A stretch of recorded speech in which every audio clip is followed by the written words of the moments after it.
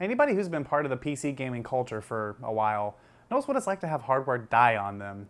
Very few get to actually see it happen firsthand. A lot of times it just kind of happens in the dead of night as you slowly watch the life bleed from their eyes and just wonder to yourself, are they truly happy with the decisions they made in life, or are they filled with regrets of frames not yet accomplished? Or some bullshit like that. I don't know. Unfortunately for me, it decided to happen in the middle of me trying to film a video, because I decided that I was gonna, you know what, I want to overclock, because I haven't really tried to overclock my 780, and I also haven't overclocked my 6700K since I got it, because my AMD 8350 kind of left me with a bad case of PTSD from trying to overclock on that thing, because that motherboard was a piece of shit. So I decided not to do it, but then I came home one day and I was like, you know what, I'm going to do a video showing how to you slowly step up your voltage and your clock speeds and your multipliers and blah, blah, blah, and do all that fun stuff until you figure out a stable overclock. I was going to do a step-by-step guide. And then I started doing my control benchmarks to figure out what my starting frames were, and, well, this is a great sign. Yeah, see, this artifacting is generally something that you would expect after you've overclocked, or if your GPU is dying. It's also kind of worrying because I had Doom crash on me this morning when I was kind of trying to figure out my benchmark run, and it did some similar artifacting. So I'm a little worried that, oh no. Uh-oh. I don't hear my fan anymore. My fan revved down. That's not good. Oh god, my keyboard froze. So that sucks, and it's kind of slowly gotten worse since then. It hasn't hard locked on me, but it's still artifacting. So yeah. Unfortunately, I was all of a sudden in the market for a new graphics card that I really didn't want to buy, but you know what? That's okay, because I did my research. But yeah, I managed to catch a pretty good Newegg sale. So why don't you guys just kick back, enjoy the music, and let's build the Cyber Demon Mark V. Seriously, that was actually a good take. You gotta be freaking kidding me.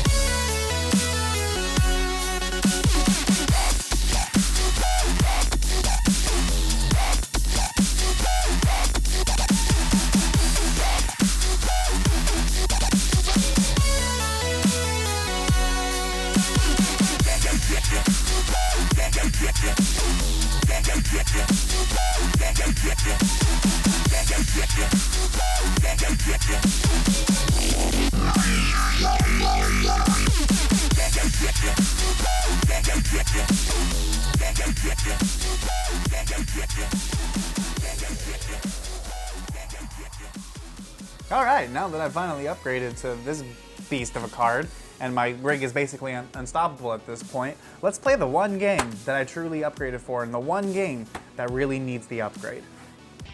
This game is f***ing awesome. Woo! No, but seriously, here's some benchmarks. My Doom settings were everything was a mixture of medium to low on the 780 in order for me to mostly hit that 60 FPS target all the time. The 1080 benchmarks were done with everything completely maxed out as high as it possibly goes at 1080p.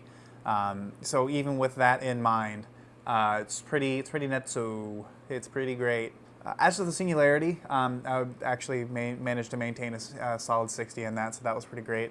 The only game I was kind of really disappointed in performance was Counter-Strike Go. It just kind of stayed the same. Should have got like an extra 100 frames or whatever, but that's, you know, not a big deal. When you're already getting like 250, it's like, yeah, whatever. PlayerUnknown's Battlegrounds actually performed pretty well as well. Pretty good as well.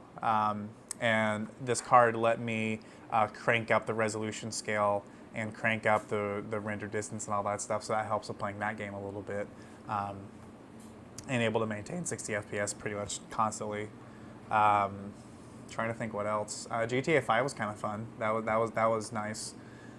But yeah, this upgrade's been a long time coming, and I am so freaking glad that it worked out the way that it did. Because it's just, this card is an absolute monster at 1080p. And even I can bump it up all the way up to 4K, and a lot of games will still, pretty much every game I've tried has been over 60 FPS, so I'm good for a while. I currently only have a 1080p monitor, but if I wanted to upgrade in the future, I have a path to, and it's fantastic. Would I recommend this for 1080p gaming? Probably not. It's way overkill for most people. Get a 1070 if you're still 1080. But the only reason I got a 1080 is because I do eventually plan on upgrading to either an ultra-wide or 4K monitor, because Premiere Pro timeline editing, that extra space would be great. But for the average person, you know, 1070 would do you just fine, and they're way cheaper. At least they were up until the mining started kicking up again, and now all the GPUs are just like $50 million right now, so that's not fun. And hopefully Vega doesn't come out like tomorrow and just completely crush all my dreams and make me regret everything, because that's kind of what AMD did with Ryzen, but they took too long to upgrade the 8350, so I'm happy with my 6700. But yeah. And it just went to sleep on me. That was rude. But yeah, for the most part, I'm super happy with this. I'm super glad that the personal rig update, or whatever I'm going to call this video, turned out the way that it did.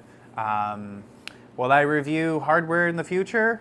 If I get my hands on it, sure. Yeah, you know, NVIDIA, if you want to send me some Titan XPs, I'll shill the crap out for you. Just, you know, blank checks waiting for you. But yeah, I also got a code for Destiny 2 with my graphics card, so expect a video on that. And I expect a video on something else. That won't be hardware.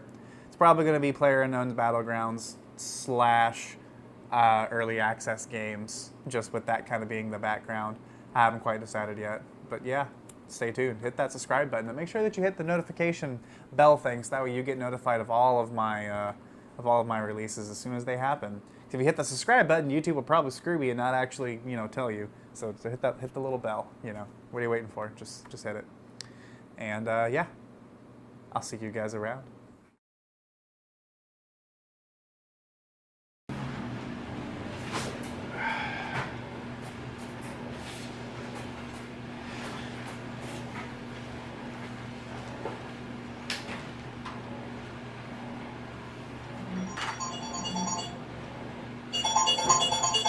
Can you stop the recording, please?